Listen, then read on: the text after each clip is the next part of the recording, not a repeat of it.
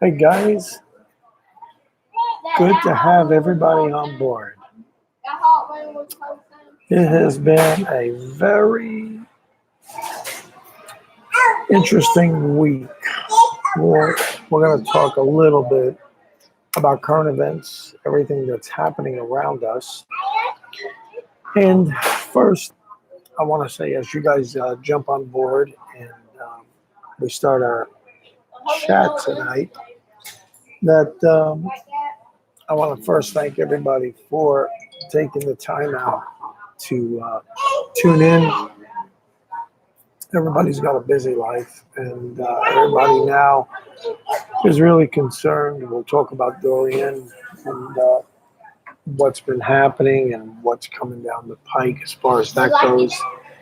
We'll get into detail about that. But as you guys come online, do me a favor and tell everybody where you're from, what part of the world you guys are from, and that'd be great. And then if you have anything you want to ask, anything you want to talk about, we're here. I'm here to answer and to discuss it with you guys and have open forum because that's what it's all about. And I really want to thank, I've had a lot of wonderful comments coming online on our videos, and really appreciate that. That really does mean a lot to me. I'm working real hard now to get good videos, informative ones, not just ones just throw something or even throw a recipe together and just slap it on. I don't want to do that. I want to give you guys some good information if we go somewhere. That was the beauty of the Maine trip. We went there, and man, it was great.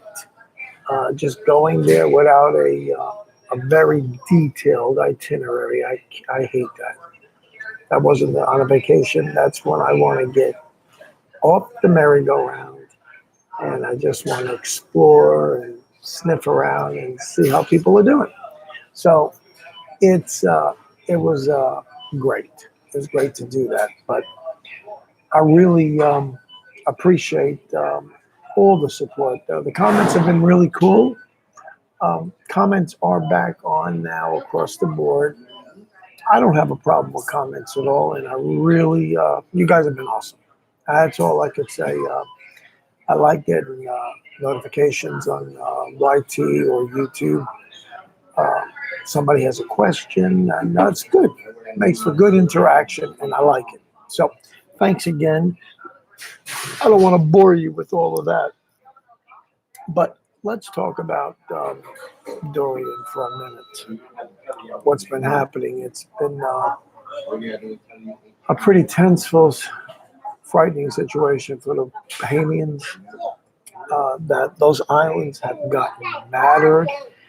I was looking at the news tonight, and believe it or not, they said one of the islands that's underwater now will remain uninhabitable.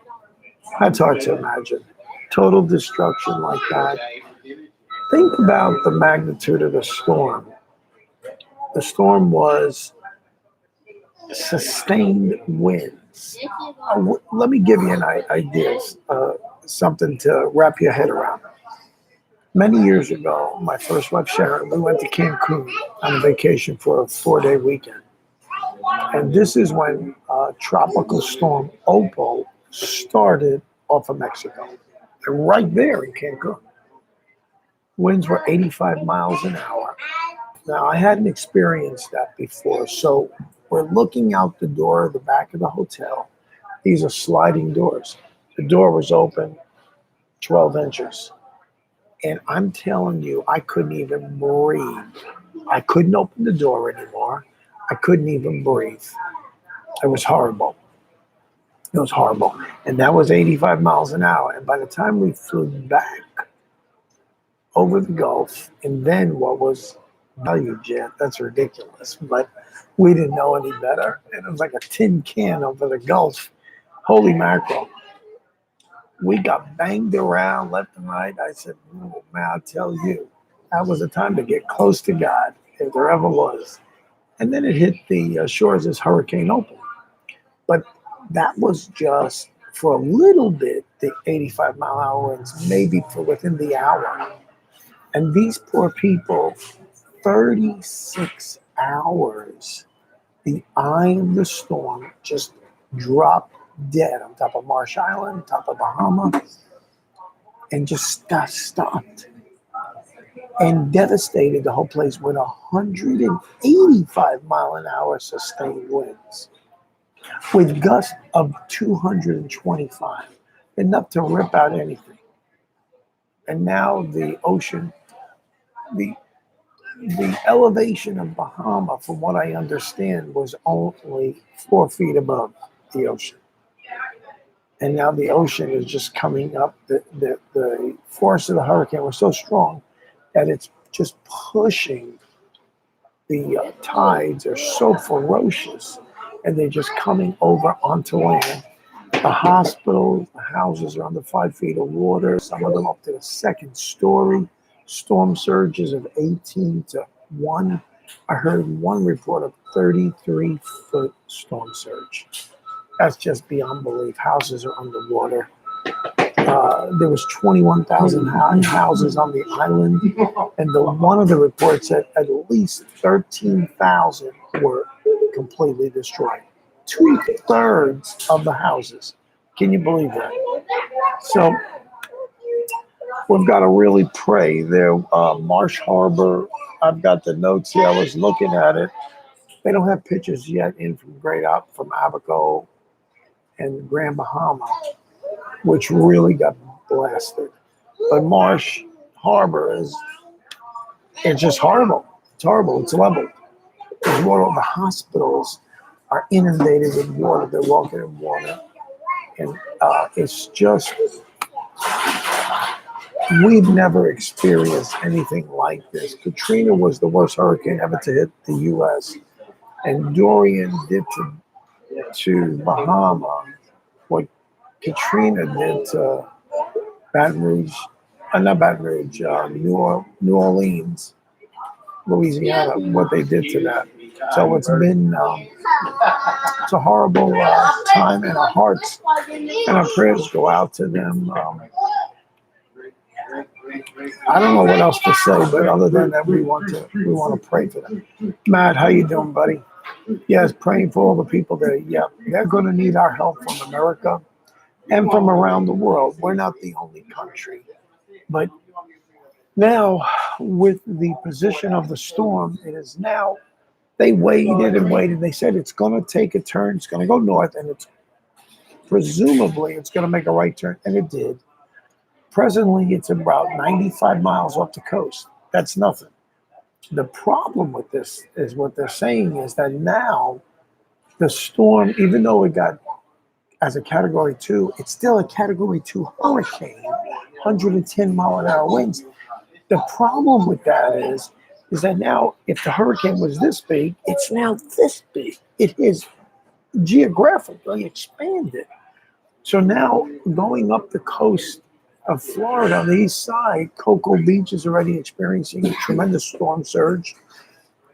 They showed a picture on TV of one of the driveways of the houses that are living on the coast. They're on stilts. That's how they're built. And driveway completely gets sucked away with the storm surge. And there's a king tide, which is a high tide. So coupled with that in the storm surge, it's going to be tropical storms up the East Coast. There's going to be undetermined amount of damage going to happen to the U.S. now. They're going to realize this all the way up to Virginia, and they said all the way up to the Northeast. That's how much it's going to be affecting the U.S. So we've got to really be prepared and do everything that we can. But prayer is number one.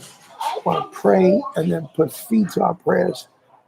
I'm sure our churches are going to have drives where they're going to be sending money, and there's going to be convoys going there. So please, guys, everybody do your part. This is just a terrible day. terrible, horrible things like this happen. And now here's something to bear this in mind right now. And it comes from the equator to Africa, that big landmass. This heated up air is coming from. They have 5 more hurricanes that are in the works already, that are brewing from that part of the world that come up this way. And this is hurricane season, but these particular hurricanes are proving to be, Dorian right now ranks the number 2 worst hurricane, most powerful one, at 185 sustained, where they said Hurricane Allen in 1990, I believe, was 190 mile an hour sustained. But Dorian is going to be now the 2nd worst hurricane ever to hit us, to come down up through the Atlantic Basin. So I can't emphasize it enough. The pictures are devastating, and we want to do everything we can to help these people. They evacuated, they did what they could, but no homes, and the death toll, sad to say, is going to be ever increasing. There's 5 or 6, I know they said, that had died. I really don't even want to know what the outcomes are going to be, but we're gonna help as a nation. We're the greatest nation in the world. Oh, Matt, you said you used to do storm cleanup in Europe, really, and that makes you really respect. Oh yeah, you got to really respect Mother Nature. I was on the lake one time. Certainly nothing like a hurricane, but I was on Dale Hollow Lake one night. Me and Steve, we were night fishing for walleye, and out of nowhere, I'm telling you, out of nowhere, a wicked storm brewed up. We were getting knocked all over. We ran so fast. We pulled up our lines, and there's always little islands. We just ditched the boat on an island, tied it to a tree, and dove under the trees because it was like all hell broke loose. And that was just a little freak storm. These people lived with 36 hours of sustained. It didn't go below 185 miles an hour. I mean, that's like just unbelievable. I don't know of any storm that ever did that before.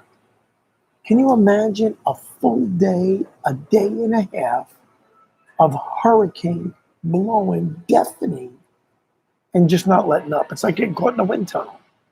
So let's everybody do their part. I can't say enough, and we're going to be hearing more updates and more updates. So let's do our part. I know a lot of us. Look, I'm in Florida right now for the next 2 weeks, and I had to come to a local restaurant here to get good internet. In my condo, there's just not good internet to transmit. But we're enjoying. I mean, it's windy, but no reflection of that. We've got a tropical storm, Fernando, brewing right there in Mexico right now in the Gulf. So this is the season that these things are happening. And just pray to God that nobody gets hurt.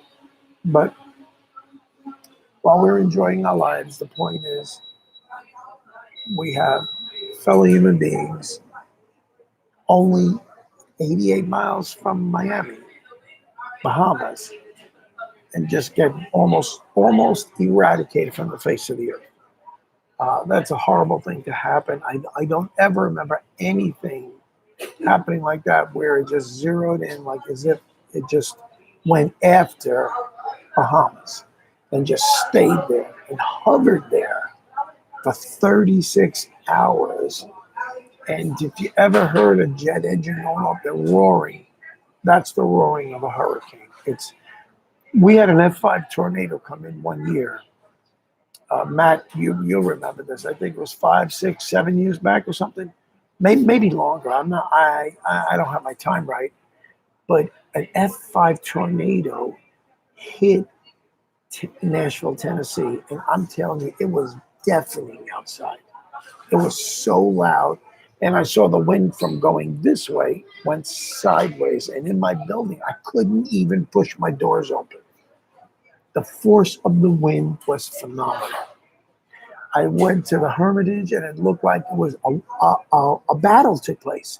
Trees uprooted. It was like something like a D9 went through there and leveled the place just from an F5 tornado, 180 mile an hour.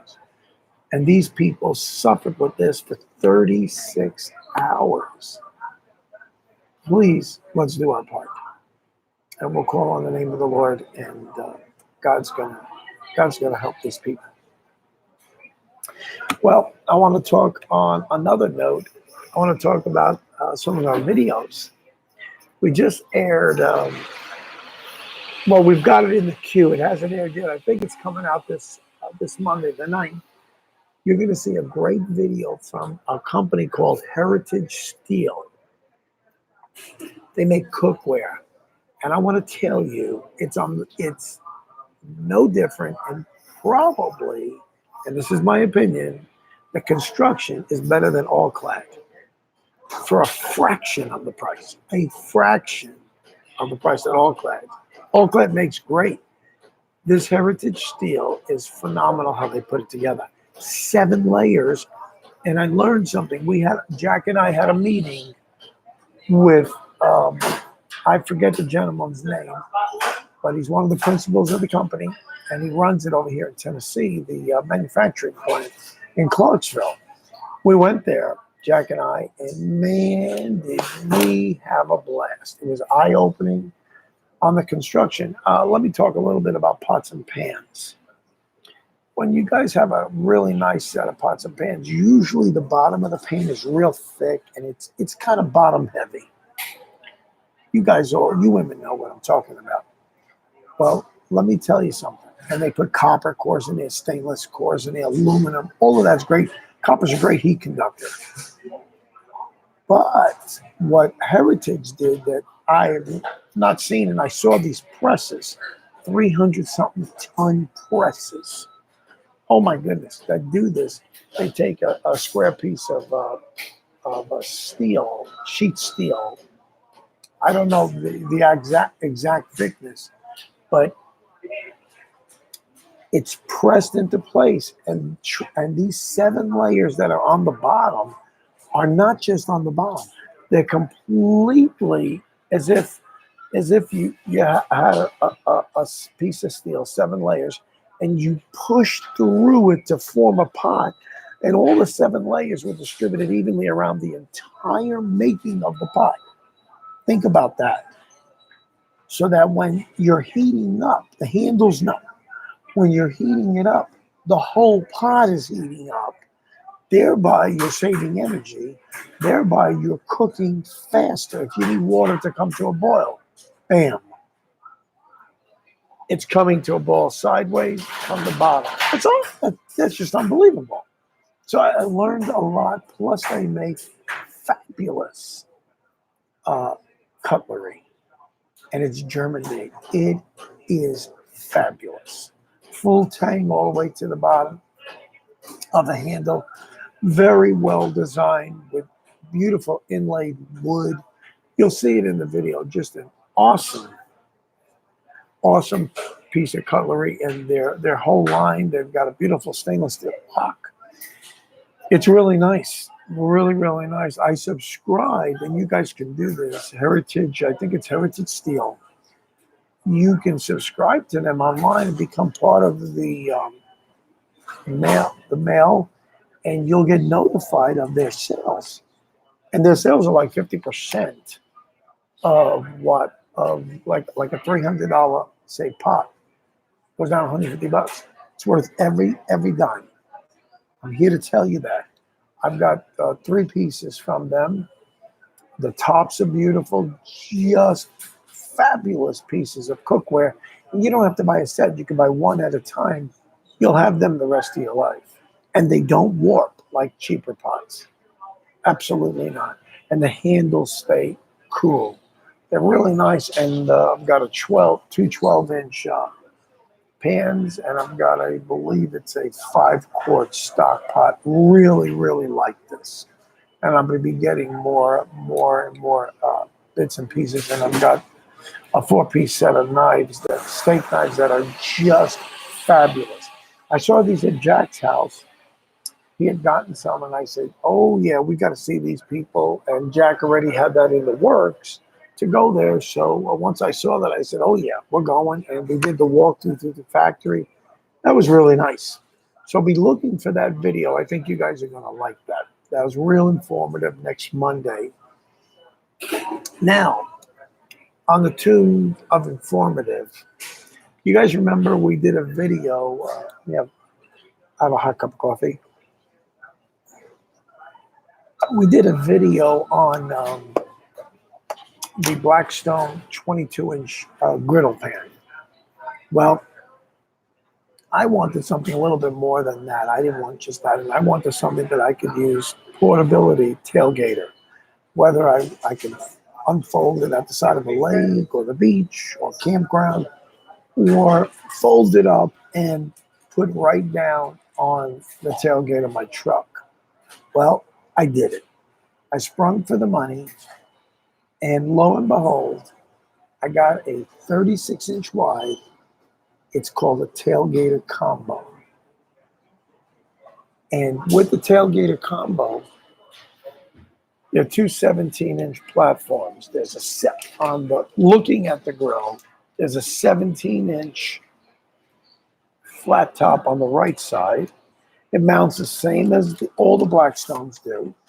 And then right adjacent to it and removable is a 17-inch grill with a cover that folds up with a temperature gauge. There's about 5 or 6 parts I had to put together. So I have coming down the pike, you guys are going to see it, a complete review on that. And I'm here to tell you, it's not built out of cast iron. The grates are cast iron. That was really cool. 2 little narrow cast iron grates. But it's built extremely strong out of heavy gauge wire steel. Very nice frame, and it's all propane. Now underneath the grill, and inside the main frame, there is I think it's about a 6 to 7 inch round cast iron burner. Works beautiful. And then on the right side, there's an H-style stainless steel burner that powers up under the grill pan.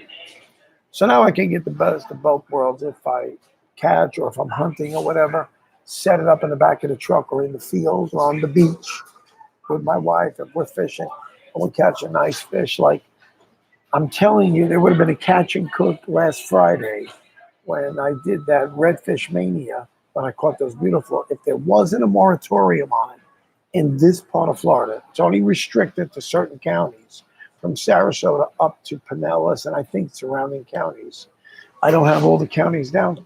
If I didn't do that, if that wasn't in effect, rather, that fish would have been skinned, filleted, and cooked and eaten right then.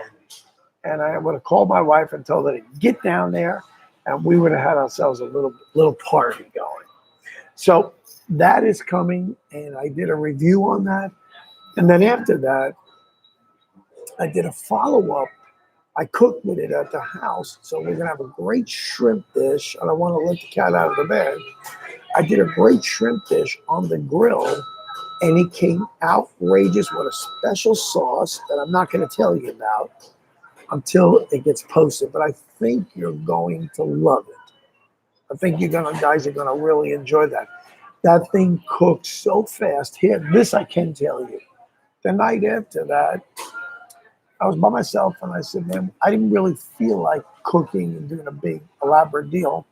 So it was about 7 o'clock. I ran down. It's 10 minutes away. It's a Publix. I ran down to Publix, got myself a little T-bones are on sale. This is about 1.25 pounds. It was the smallest one. So I seasoned it up real good. Got the grill going to medium high. I seasoned the grill. I coated it with olive oil real good so it wouldn't stick, and it didn't. Slapped it on there, And I'm telling you, in about 10 to 11 minutes, I had to flip that thing so quick. Cooked medium rare. It was ridiculous. It was ridiculous. It tasted so good. But what amazed me was how fast it cooked.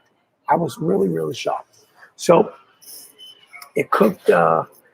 It cooked a good meal. It cooked fast, and that's what I liked. And it's a tailgate. I think it's portable. So I had it outside of my deck set up. I bought a really cool cover from Academy of Sports. It was only like $25 for it, $28 for the cover. And I never seen this before. It's a 42-inch wide cover, and the back side of the cover has a vertical zipper up, so you don't have to cut it. Real heavy gauge, some kind of vinyl or Teflon material. And I really like this, so I put that over it, and it fit beautiful. So when I'm at home, I'll keep it mounted because I'd rather cook on that and go in and out of the house than dirty up my range. I'm getting lazy after I put all that money in a wolf range. So be looking for that video as well. So we've got good ones coming in. We had a really cool comment on my sandbar restaurant. When we were in Maine, there's going to be a video I will put out where I'm going to show a couple of different, we went on about 4 or 5 different ferry rides. There's no fishing involved and there's no eating, but it's scenery. And I think I want to show you guys of just how absolutely breathtaking the coast of Maine is and their harbors. I'm telling you, it's really beautiful. And it's well worth visiting. You have no idea how beautiful our country is. So I might put together just a video of that, or roll some B-roll on that, and you guys get a chance to see it. But we went to the island Vinyl Haven. I don't know where that name came from. And vinyl is not spelled like we know it. It's spelled V-I-N-A-L, Vinyl Haven. So anyway, went to that sandbar. We were told, hey, that's good food. And man, they were right. And I got some really nice comments from one of the subscribers. So we went back and forth, and I think she really liked the crab quesadillas, but they make it with white cheddar. So I called the restaurant today, but these videos have been a really point of connection from us to you. And it's been really a lot of fun, I have to tell you that. I want to talk about Florida now. The fishing here right now. Last week we talked about red tide. Red tide really did a not a lasting effect, but left a terrible thing in the water where it left a big dent in the fishing from the shore here, and even pretty much inshore quite a bit. I'm talking a mile or so and more inshore, because there were so many hundreds and thousands of tons of fish washed up on from Sarasota up north to us, washed up on the beaches. They were using backhoes and these big articulated backhoes, just scooping them up. It was, and the stench was ridiculous. So again, all of that was nutrients. All of that fed the red tide. And they really lived on it. We talked about the loop current last week. Listen, I learned quite a bit studying up on red tide, because I'm in Tennessee, in New York. We don't get red tide. And I'm looking for red, and I learned that it takes on different colors.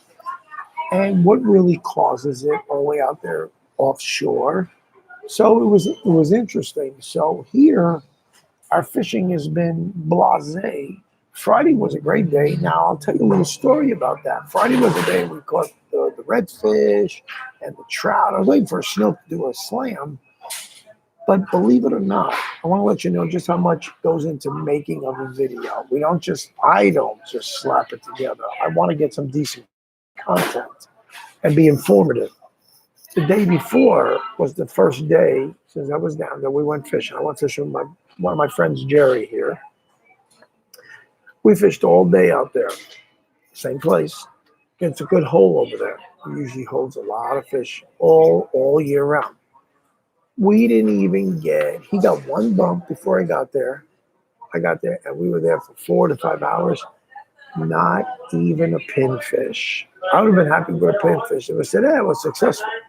You get days like that, and we didn't even get a bump. And I'm saying, that's not going to make a good video. And I said, man, things have got to pick up. And it was just windy, so that's why we opted not to take the boat out. Well, then I went the next day. Jerry couldn't make it. I said, I'm going to go out there. And I said, it's a fisherman's life. If you don't put a hook in the water and a bait, you'll never know if there's fish there. So I went, and man, I tried. We did all artificial on Thursday. And I'm telling you, 90% of the fish we catch are caught with artificial lures. Well, we went the next day, and I went, you know what? I'm going to buy an Amy King, and I'm going to buy some shrimp. And I did. And guess what? Whack after whack after whack. It was unbelievable. And the redfish were active. So it's been slow. I went fishing today. I spent about 2.5 hours out there. I fished 2.5 hours, 2 high tides. The weather forecast was, I don't know what they were smoking, but they were so off, it was ridiculous. I looked up in the town I was in. I looked it up, and they said there's going to be winds of 12 to 15 miles an hour. I got there, just a slight breeze coming out of the northwest, and they said out of the northeast. So they were wrong on that, but horribly wrong on the wind. I was expecting gale force, but it was coming from my back, and I figured, let me see what it's like. And as I'm driving to the bait store, which is right on the other side of the bridge there, I said, I'm going to do live bait. I think I can do this. And I did. I caught a speckled trout. I caught a pretty good-sized catfish. And then I caught a puffer, what they call puffer fish down here, a really blowfish. And then the wind started to come. It was about 3 o'clock, 3:15, 3:20, I think. I stayed till almost 4. And I switched to artificial. Then I fished to spoons and jigs, something that was down below the surface. Forget doing any kind of top water. That's not the time. I didn't even get a bite on that. The shrimp were hitting, but it turned out to be garbage fish. My first cast caught a speckled trout. And then lo and behold, never caught another trout. Had a couple of good strikes. And I don't know if it was a redfish. And I was hoping for another redfish 3 days in a row, but 3 trips in a row, but it didn't happen. So, but it's been overall very patchy. The spots that we get a lot of fish on, the Anclote River, some of the beaches here, absolutely nothing happening. So from me, I don't like to just give you stuff and tickle your ears and tell you, oh yeah, it was great fishing, all this. Nah, I don't believe in doing that. I believe in telling you guys the truth. I love fishing. I had a blast out there. Got a good, as you can see, my face is all sunburned and my arms are sunburned. I went out with a short sleeve shirt. It was great. The water was absolutely beautiful, probably low 80s, just beautiful, but it was churned up. So I'm surprised that Carlos Jimenez, how you doing, man? Tell me, as you guys come online, tell me where you guys are from so everybody else can see. But we did the shrimp, and did different, hooked it all different ways. And, there's so much marketing out there. I hope you guys will read through the bowl, read through all that cloud when you go either looking for tackle. You need to talk to me. And we're going to talk about tackle. We're going to talk about reels, what you should be looking for, how to cast a spinning reel, how to cast a bait cast reel or conventional reel, and just things like that. And don't get caught up with all the, wow, look at the pretty color of the rod. Wow, it's a St. Croix, and nothing against these rods, but it's almost like the sun comes up and sets only on that, and everything else is garbage. Absolutely the farthest thing from the truth. A blank is a blank. and different blanks give you different action. So don't want you to fall for that. So it was fun. I did mostly spinning tackle, but it was great. Expert business. Hey, Terry got North Myrtle Beach. How you doing, man? Hey, Terry, man, we're praying for you guys.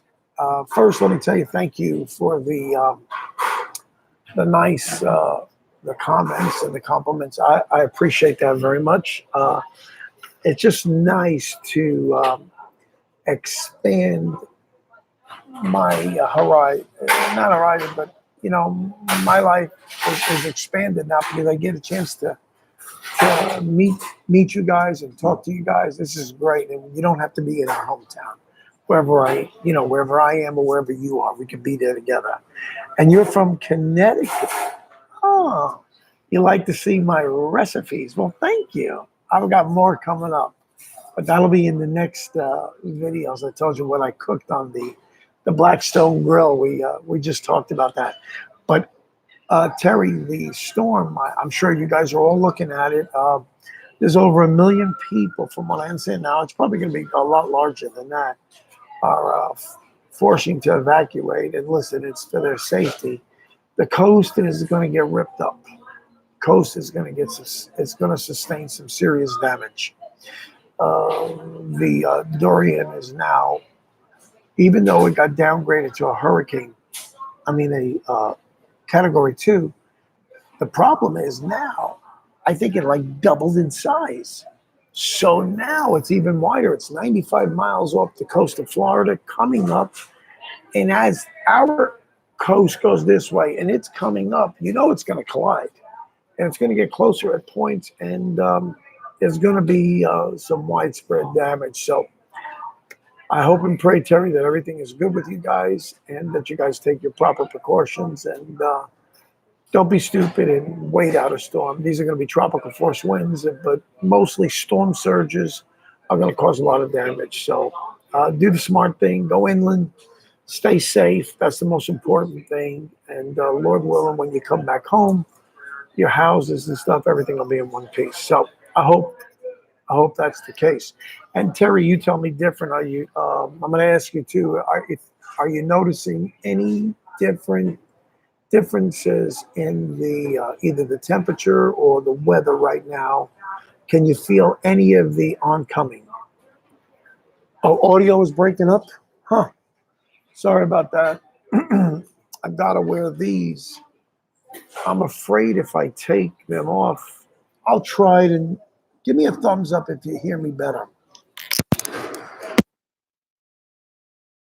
If you guys can hear me any better like this, I'm hoping this is better. I took it off. I thought that would help with the audio. I've got pretty good internet here, but it could be an internet issue as well. So if you guys can still hear me, just send me a thumbs up. So Terry, let me know what your weather's like. Oh, it is better. Thank you, Carlos. Okay, good. And then I'll just do this. But tell me about you guys, where you are. Is any of you guys doing any fishing up in the Connecticut way? Carlos, what kind of fishing are you into? And Terry, what about you, bro? Are you doing any fishing, or what do you like to do? Let me know. As soon as you guys put it up, we'll comment about that and talk about that. Well, let me tell you, to accentuate my videos, and really I want to take them to the next level. This is all a progression. We want to do better and better and better. You're just getting, oh, Carlos, you are the man. If you're just getting into it, I'm the guy for you. And this channel rather, is one of the primary reasons I did this. I'm going to do informative things. I would like you to go back. I don't know if you own a boat or not, but I did some, and I'm going to do some more tying videos. I think you're going to like that. And that's listen, I refer back to my own videos too. Sometimes I forget if I'm not tying as much as I want to. I go back and check it, and I save. I have I forgot what they call a playlist. And even other guys do great videos on tying knots. I save them, and I pick up Oh, that's a nice trick. And you pick up tricks and nice tips from so many different people. I'm not the end all, but I want to help guys like you, Carlos, and others that are just getting into it or just speculating. Don't be afraid. There's no sharks in the water. I'll walk you through. You can ask me questions. I'll walk you through buying your tackle, getting set up, and you don't have to go through some of the frustration buying some of the real cheap garbage out there, whether it's at flea markets or at Walmart and stuff. You got to pick and choose. Not everything that's at these discount houses are good. They're discount for a reason because they need to be discounted, and they're garbage. And then there's good stuff. So you gotta be able to differentiate. So don't be afraid to, even while we're talking, ask me stuff like that because I love that. And I love talking about the rods and stuff like that and what kind of equipment. One day I'll take my rods that I'm down here in Florida. So I'm going to lay them out across my couch. You guys are going to be shocked how many rods and reels I have just for salt water. I'm telling you, it's almost embarrassing. But I think I have more rod tackle than I have clothes. But it's an addiction. It's something I like to do. My wife, I know, rolls her eyes. But if I only have to show you her closet, and when you see what's in there, then you want to say, well, who's worse? So I get a lot of enjoyment out of mine. It lasts many, many, many years. I can't say that about clothes. And I know I probably stepped on a lot of women's toes, but sorry. Fashions change. This changes. Well, fishing is fishing, and a shrimp on a hook is a shrimp on a hook. Today, 20 years ago, 30 years from now, it's the same thing. It's working your baits, studying up on the biology of the fishes. There's quite a bit to it, so I don't want anybody to get discouraged. Just go out there, oh, I didn't catch nothing. You're probably going the wrong time of the day. If it's salt water, you need to know your tides. There's so many factors involved. So I want to be a source to talk about this and bring everything in proper perspective for somebody. There's so many newbies out there that are new to this. That's great. Doesn't mean you can't fish. You're probably going to turn out to be fantastic fishing people, and you're going to be great fishermen or fisherwomen. And you guys are going to be catching stuff and developing new techniques. That's awesome. I mean, nobody invented fishing, and nobody is an end all. So it doesn't stop here with this channel, but I'd like this channel to grow. We're at almost 1,150. Mind you, we just started February 26th, so I got to keep reminding myself, I'm hard on myself. We're not satisfied. I wanted to keep growing, and I have real cool cards. I give them out. I talk to people, and I'm getting subscribed. When we were up in Maine, we probably got 25, 30 subscribers. It was amazing. Just talking to people, and they were so excited. So, but overall, the fishing is slow. So the point I was getting at before was that on this channel, you're going to get the truth. Every day, it isn't sunshiny. Storms aren't brewing all around us. For the next 2 days, we're supposed to get ridiculous 15 to 20 plus mile an hour winds. So I'm not going to sit home and put my head under a pillow. I'm going to be out there fishing. Maybe not from the shore, but I'm going to go. There was an old Skyway bridge that had gotten hit years back by a barge, got knocked down. So Florida, on both sides, there's a big, huge gap, and they closed it off. And you can drive up on their park, and they use it as a fishing pier. They rebuilt the whole bridge. It's really cool. And it's nice. It's a Skyway bridge, and the old one. And it's a great fishing. The water's pretty deep there, probably 20 to 30 plus feet. Catch a lot of big fish. A lot. Guys go shark fishing at nighttime there, which is really cool.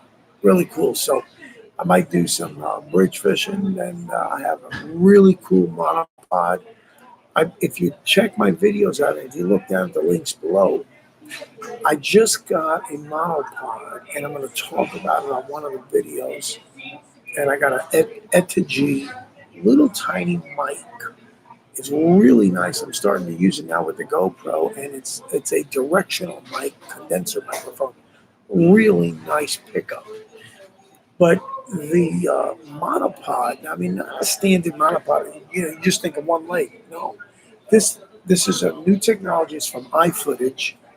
I paid, I think, 139 for it. It's worth everything. It's the best stand I've ever had. It's in a category with the Manfrotto. I have a real good one on my Nikon when I shoot at my house, and that's an indoor camera. It has beautiful. It almost looks like a robotic legs that fold out three of them. They're three different positions. They're very rock solid. You can angle them differently. Plus, where the monopod goes down into the base of that tripod, there's a ball, a swivel, so you could be on an unlevel ground, but you could straighten up your thing. This is the most well thought out uh, camera holder I have ever come across in all my life.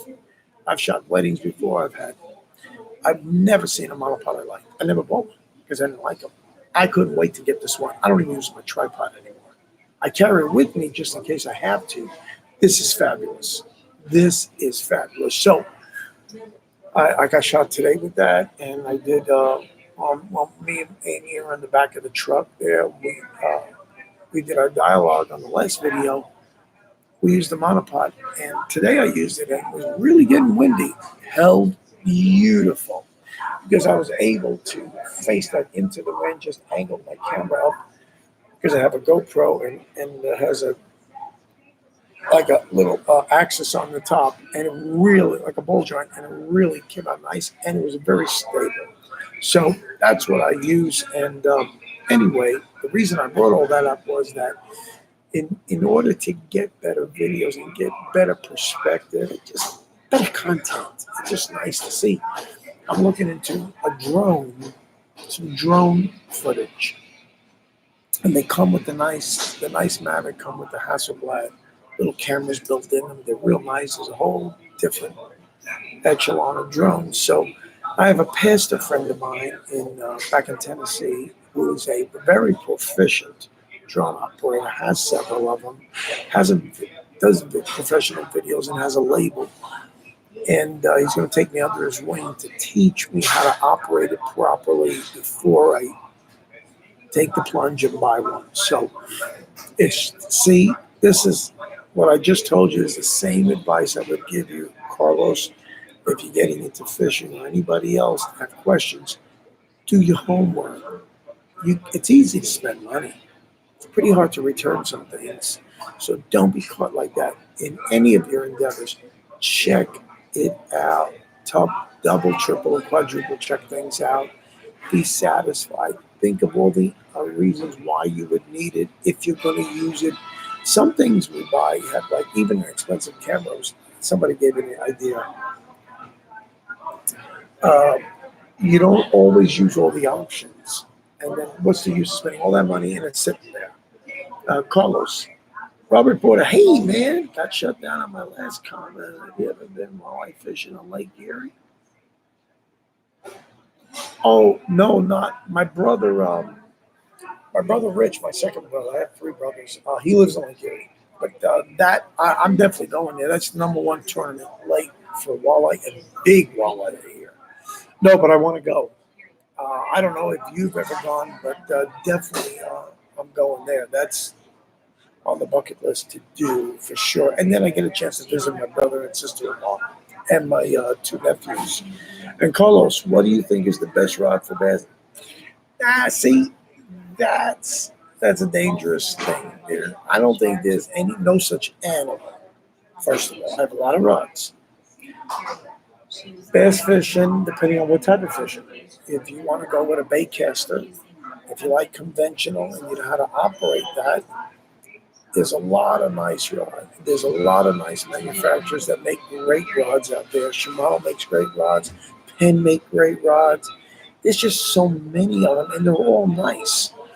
What I would advise you to do first, if you have a Bass Pro near you, or if you have Academy of Sports, or maybe a Sports Authority or something like that, even a Walmart, go down there, and if you want spinning gear, look at their spin rods. See what they rate for bass. Now, one thing you do want for bass is you want some backbone. It can't be a wimpy rod. This is not crappie fishing. Crappie fishing. It's bass. So you'll want something with a fast tip that you can work a lure, and that will only come down maybe a quarter or a third of the way on the rod. You have some action there and some flexibility so that you're not so rigid that like a lot of guys when they go bass fishing they use braid because they want to you see the guys and bam they just set the hook. I don't know, a lot of that I think is acrobatics. I'm gonna tell you right now, I think a lot of it is just to make great videos and just put some action on the screen. I don't buy all of that. You want to be able to have hook setting power. So with like a largemouth, I will tell you this: when a smallmouth hits, you'll know it because he's going to smack that lure, whether it's live or not. He is 3 to 4 times the power of his cousin, the largemouth. Largemouth is just like one big fat open mouth. Swallow something, and they dance on the surface. I mean, it's really cool, but you got to have something to set that hook. If you're using a creature bait or worms or something, you're usually going to have J hooks. You're not going to really have, unless you have live bait, you're going to have a J hook, and you're going to need to set that. So you're going to want that, and you're going to want to learn. You're going to learn if you have a conventional to pitch it or flip it.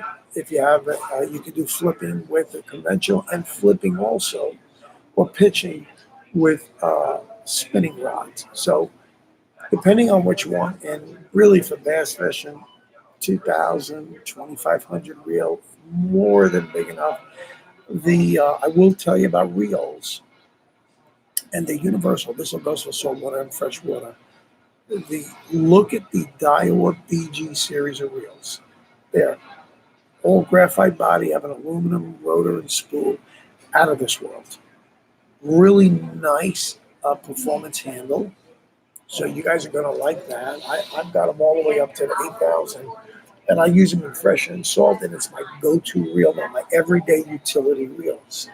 Really, really nice. Now you need to check it though. Just don't go to Bass Pro Bite or Academy because you're going to get raped. Go online. You can check. I have it in my Amazon store. You can look there. Their prices are really not that bad. Not everything in Amazon is the best. I'm going to tell you. Do your homework. I got 90% of all my stuff. I either went on eBay or I searched Google.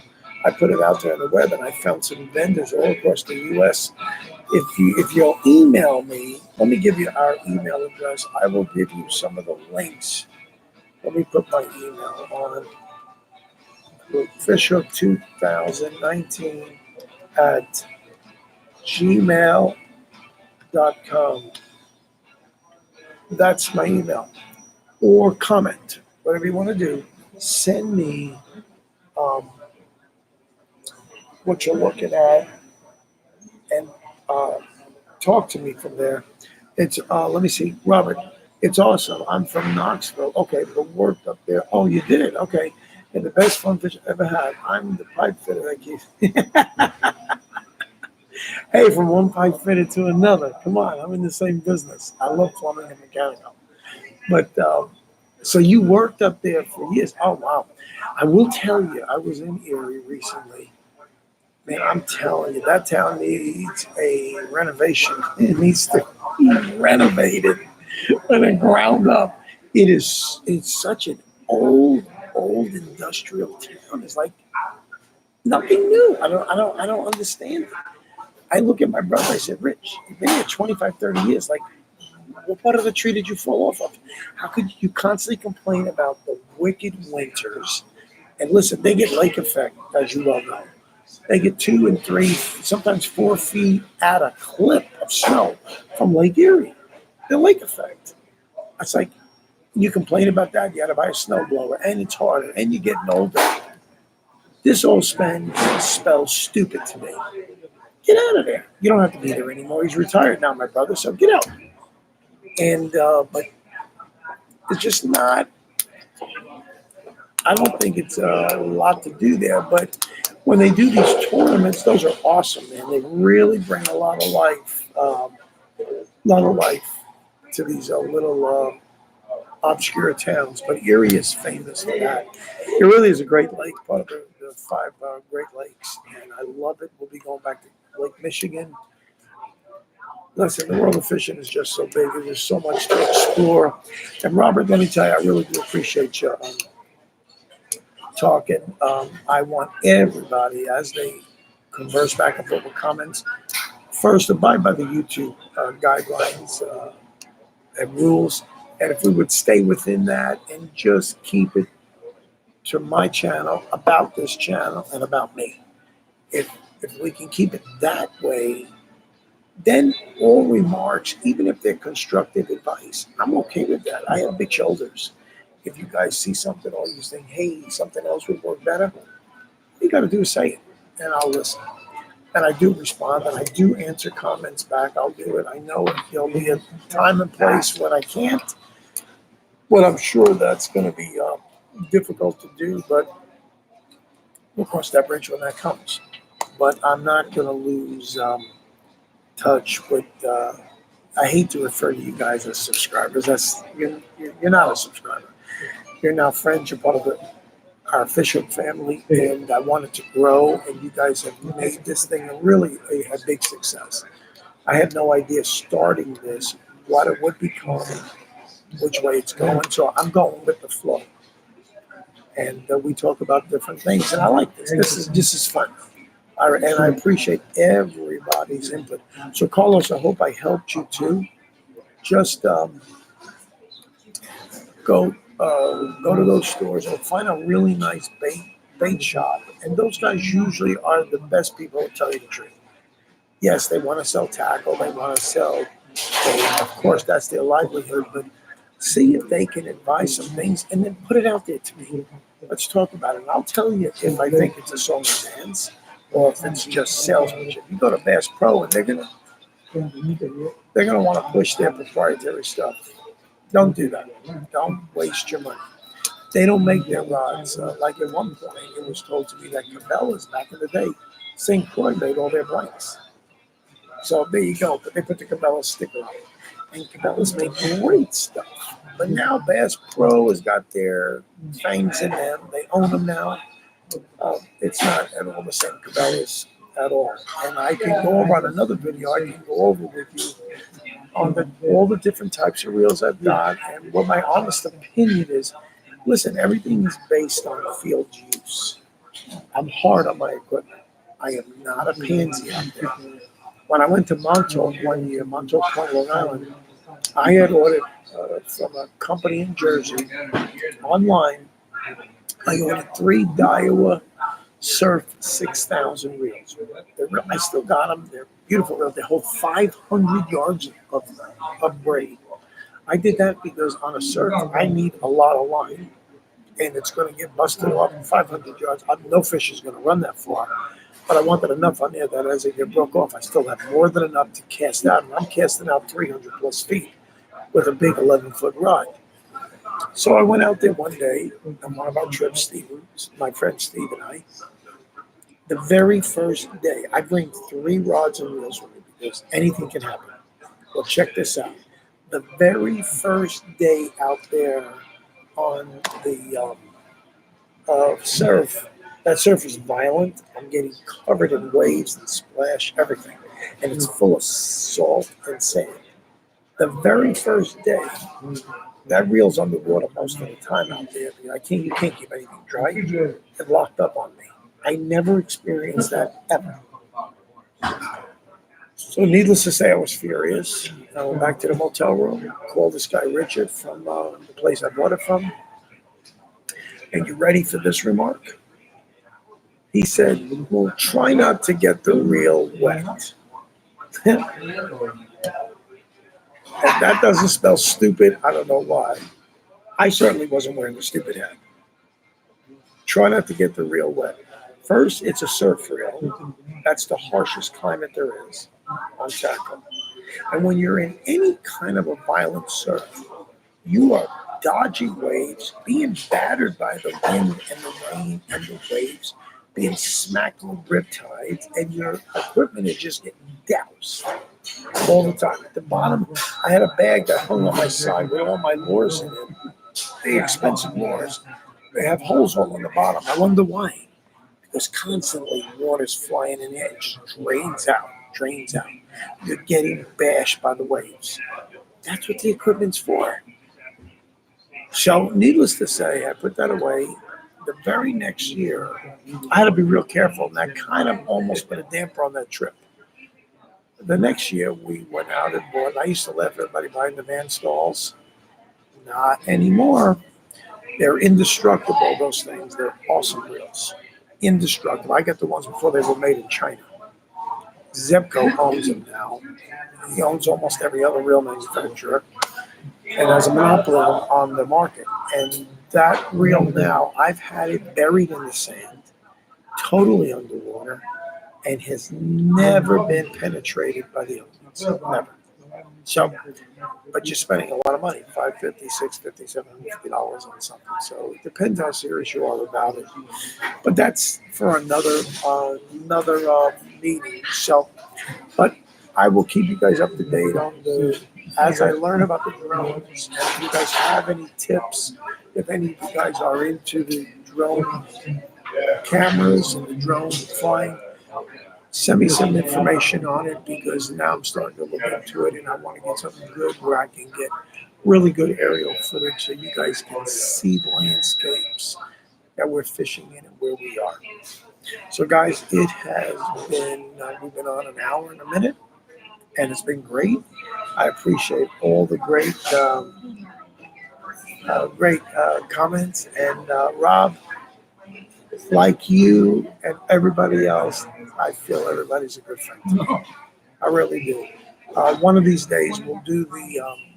Jack's going to show me how I can send a link out for Zoom US, and I want to collaborate with everybody. And we'll have little icons on the screen. I'll be able to see everybody live. I think that's going to be really cool. So I look forward to the next one. I'm really psyched up about this today. I prepare, I write my notes, and I want to have a good train of thought for you guys so we can talk about things. Terry, again, our prayers are with you guys. And even if you have to email or send me a comment, let me know how it is over there, how the climate is by you, if you're feeling the effects of the oncoming Hurricane Dorian. And our prayers again are with you guys. Again, guys, thanks so much. If you're new to the channel, thank you for tuning in. I know you guys all have busy lives, and it takes a lot to take time out for this. But subscribe to us, smash that button. Look at all the good videos that we've got, and we've got more stuff coming. And seafood on Mondays. Today, every Tuesday is chatting, and then Friday are the fishing-related ones, whether tutorials or what. So be looking for all the new ones. I'll be sending upcoming notices for you. So, guys, until we see you again next Tuesday, God bless you. Bye. Honey, you didn't come on.